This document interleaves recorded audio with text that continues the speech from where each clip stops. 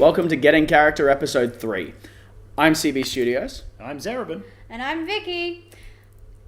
Hey Zerebin, didn't you attend both Adelaide and Brisbane Supanova this year? Indeed I did. I went down to go catch up with some friends. Oh, do tell. Well, let's have a look. Right. There are cosplayers in Adelaide who are some of the best in the country. So I'd like to talk to some of them. So it's a bit difficult. So we decided to come to Adelaide and find them.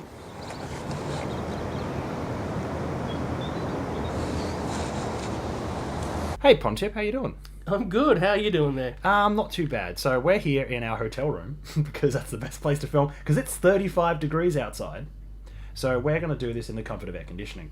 Right, Pontip, I've always loved your armour. This is an example of your chief here. Thank you very much. Yes, this is the latest version of Master Chief that I wear around at the moment, based on what he wears in Halo 4.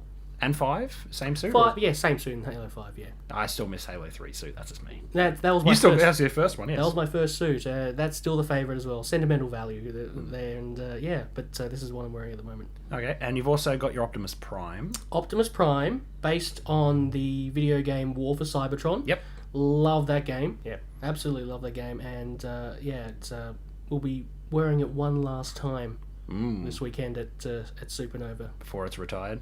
Before it's semi-retired. Okay. So it sits on a mannequin for a couple of years, and one day you go, yeah. Yeah, if there's a special occasion or a certain guest, I've had photos with 3 different Optimus Prime voice actors: Gary Chalk, Peter Cullen, Neil Kaplan, and there's one more. So if he comes down to Australia, complete the set. Done. Move on. Costume's done. Yeah. The photos with Peter Cullen were amazing too. I saw them from last year. So. Yeah, loved it. Childhood hero. Got to do a photo shoot for the paper with my childhood hero. It was just amazing to do. What else have you got? Let's just go through other costumes. Ooh, well, let's go back. My very first costume was Dr. Zoidberg. Yes, I remember the photos of that. That was 2007 I did that. That's pretty much how I got into it. There'd be, what else is there? I did a throwaway shredder one time. You've also done Rorschach from... Rorschach, yes, from the movie version of The Watchmen. Yes. Yep, still love that. Sub-Zero from Mortal Kombat. Gears of War. Done Gears of War a couple of times as well. Marcus Phoenix from Gears of War. And Iron Man. Oh, yes. Foam Iron Man. Yep, you had a Mark 6, I think it was. I think it was Mark 6, yes. With the triangle. Yep, Mark 6. Yep, that was a good one to wear. I won an award for that one, and when you wear that, I can't help but swagger. Can't help but get your Tony Stark on. I'll be honest, I do exactly the same thing in mine. Yeah, pretty much. So Pontip, cosplay in Adelaide, what's it like? It's a very close-knit community. There's a lot of fantastic cosplays, lots of big suits, and it's varied suits as well. Lots of range from different genres and the like. But we seem to know everyone because Adelaide is so small. So a lot of quality work going around here as well. And I personally have said that Adelaide does have some of the best cosplayers in the country, and they don't receive anywhere near as much limelight as they should. Yeah, we sort of, we've gotten used to the fact that we don't get any of the limelight or the same amount of attention that others seem to get. But we still have our fun. As long as you're enjoying it. Oh yeah, pretty much. That's all that matters. Yeah. You've judged a couple of cosplay competitions now, haven't you? Plenty. Plenty? I've judged for Supanova and for Avcon. Okay, I heard Avcon you had a special guest. You had a bit of fun there, didn't you? Yeah. Oh, which one? You had Jessica Negri you were judging with? Oh yeah, that was the first time I judged for Avcon. Jessica Negri. Yep. Absolutely lovely. Just, the dorkiest dork you ever meet. Just bubbly and lovely. So we'd love to interview her one day, but that depends on what happens. This year we had Yaya Han and Eve Beauregard as well on the same judging panel. So yeah, we've actually interviewed Yaya in episode 1. We actually got Yaya somehow. Oh, very cool. So we're very, very happy with that. She was amazing too. You know how everyone jokes about her flipping seams? During the pre-judging, we're watching her and she literally does it. Oh yeah. The attention to detail she has, it's there, and it was amazing to watch. And she's encouraging, she's attentive, she knows what she's talking about, and it was amazing to just witness that in front of me. I was just going there. Oh, I'm supposed to write stuff. Oh wait, what? Now, have you ever wanted to travel overseas for an event? Yes. where would you go? DragonCon in Atlanta. Yep. That's the dream. That's the dream. That's on the bucket list. That one. Yeah. Everyone goes on San Diego Comic-Con, and yeah, I'd love to go there too. But that's like Lion City, I think. DragonCon has the parade.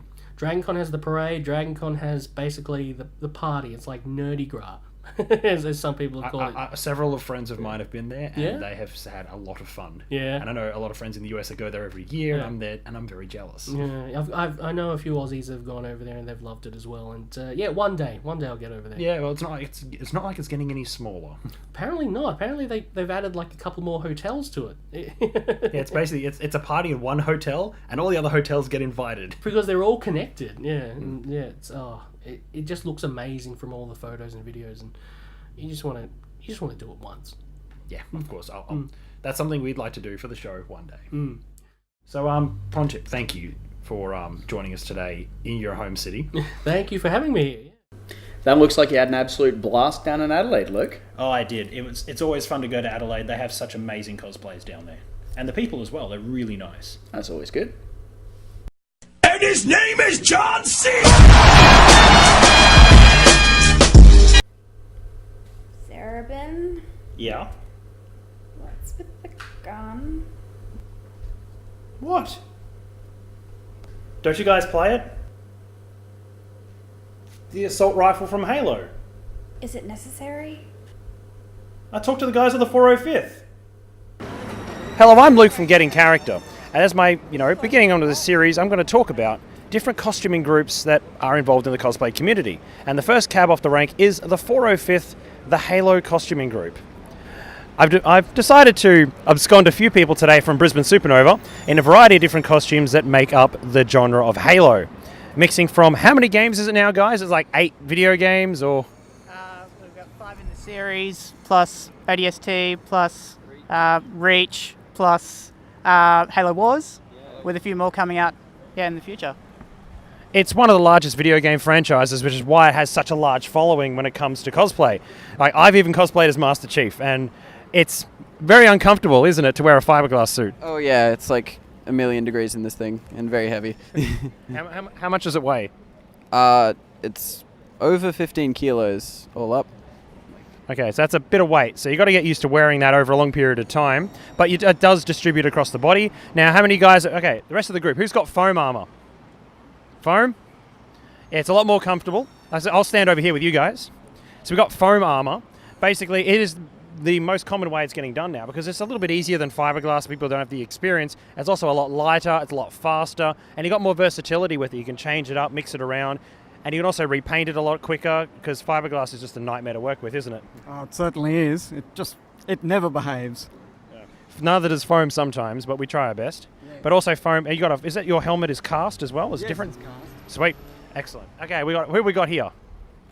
Wade. Wade. Okay, right. So oh god. The other thing about Halo, we'll just go into the Halo costuming quickly, is the fact they're props. This is the official Needler, isn't it? Yes, it is. That thing's massive. How much did that cost? $400. $400. Okay, and so going around the table. Guns. Here we got. We got the pistol. Is that the new Nerf one? It is indeed. Yes. How much did that cost? $19. He's better. He's a bit cheaper. And then we've got the Halo assault rifle. What's that made of? Foam. Foam again.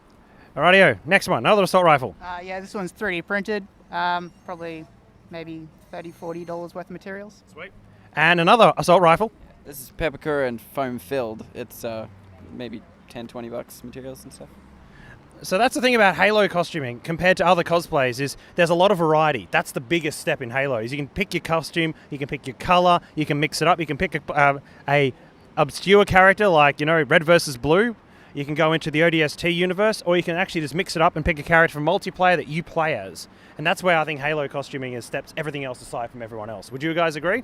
Yes. Where my audience over here agree that Halo costuming is pretty cool? Yeah. Except when you wear it, it's not very cool at all. Anyway, I'm Luke. That's Getting Character. This is the 405th.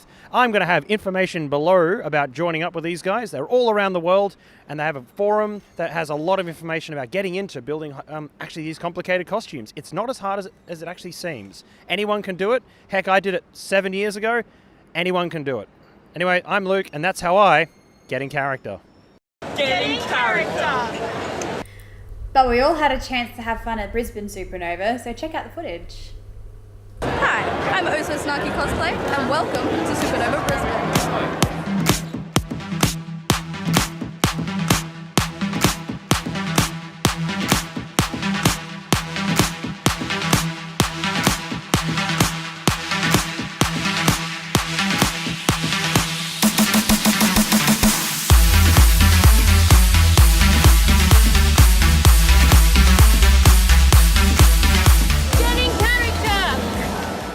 Alrighty, so I'm here with Belikov's costumes. She's looking amazing. Who are you dressed as? So today I'm dressed as Toriel from the Desolation of Smile Hobbit film. So she's in the movies, not in the books, but hey, she's a badass elf woman, so I couldn't resist. It's an amazing, gorgeous elf to break up from all the hairy dwarves. Pretty much, they needed at least some form of female presence, so Exactly. ta-da. So tell us a little bit about your costume. So it's been a work in progress over about 9 months. I recorded kind of how long I spent on, about 55 hours of work went into it. So we've got kind of tights, boots, obviously, they're kind of simple. There's the green dress with a 6-leaf petal skirt, so that all had to be patterned completely new. There was nothing existed like that. And then there's the corset over the top. Plus, Fantastic. yeah, I've got props, so these are Weta's replicas, but I did make the quiver, so a mix of things. Fantastic. So the props are legitimate. They're from obviously the original molds and that sort of thing. Yep, completely cast exactly how they did them in the film. So Fantastic. Now, this wig is a work of art as well. So tell us a little bit about that. it is. I can't claim all the skills for this one. So my friend Danica from Pink Pixie Cosplay, she's a wig specialist. She did all the braiding and made sure it would all kind of work. So it's an Arta wig. It's their Toriel style in the warm light brown with some dark copper red wefts to it, just to kind of give it a more rich color, a bit more accurate to the film. So You've also got the amazing little ears on. yes, so these are another Weta special. This morning I was chatting to Warren Smith, who's one of the makeup artists, and he said we can apply them, so we popped these ones on. I normally have ones by Madhouse FX, but these, why not? You've got to do it while you have the opportunity. They're as close as you could get, I guess. Pretty much. I don't think you can get much closer.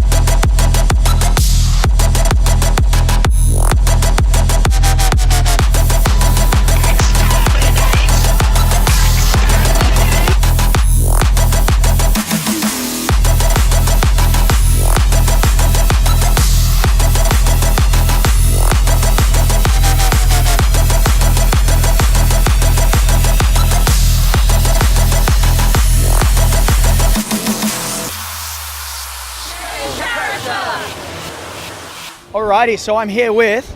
Ray from Lady Grey Cosplay. I'm Sammy from Voidstruck Cosplay. Zoe. And I'm Erin. You guys look amazing. You're from Dragon Age, I hear. So, how long have you guys been working on your costumes? These look amazing. Ray? As soon as Oz Comic Con ended, I was already buying materials for this. Wow. This has been a work in progress all year. The first time I wore it was Gold Coast Supanova. I wasn't happy with it. I've just been gradually reworking it every time I wear it till my final iteration. Well, basically, I've been cosplaying for about 2 years, and this took me about a week to make, all in all. great. Nice and quick at least. It took me about 4 months to find all the belts. Don't know if you can see them, but There are a lot of belts. a lot of on belts. that. I got a belt skirt. But yeah, about 6 months all up for my costume. Fantastic. So you're all obviously fairly into the cosplay thing. You've all been cosplaying for a little bit. So, I mean, it's great to see a group with such coherency as well. Everybody kind of accidental. everybody looks like they're part of the group, and that's great. There's no weak link in it, which is great. So, And that's how we get in character.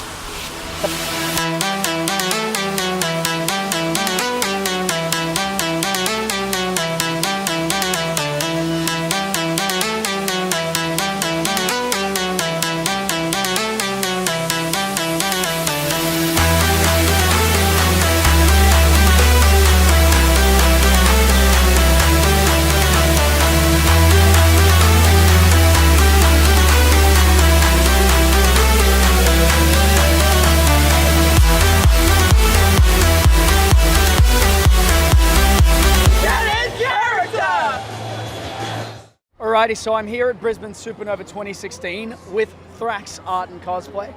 Now, I've known Thrax for many, many years. He's one of my very close friends, and he's also a very epic cosplayer. How you doing, Thrax? Pretty good so far this weekend. Melting. Melting? Well, Yeah. you are in a suit. So Yeah. do you want heat stroke? Because that's how you get heat stroke. Very true. Now, who are you dressed as today? Sterling Archer from the series Archer.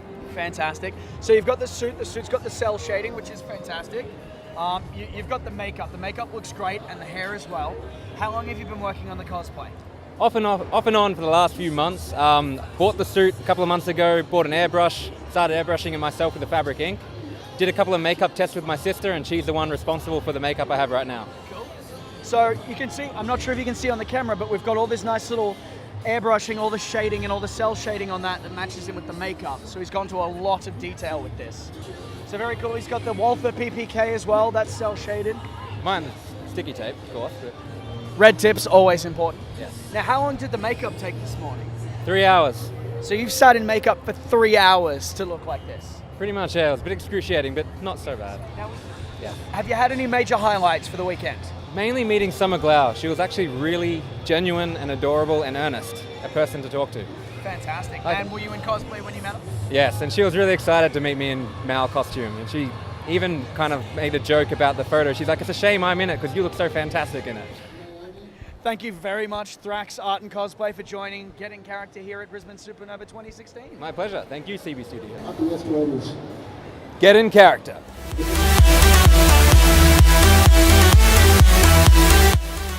That's it for Brisbane Supanova 2015. It has been an absolute experience, and we are now waiting out a awesome storm. Hey guys, if you want to be a winner just like Jimmy, get in character. That's about it for episode 3. Coming up in December, we have the premiere of the first Star Wars film in 10 years, which is Star Wars The Force Awakens. Very exciting. And Get in Character will return in 2016 with some brand new ideas and new segments. And stay safe over this holiday season. We'll catch you in the new year. And that's how we get in character.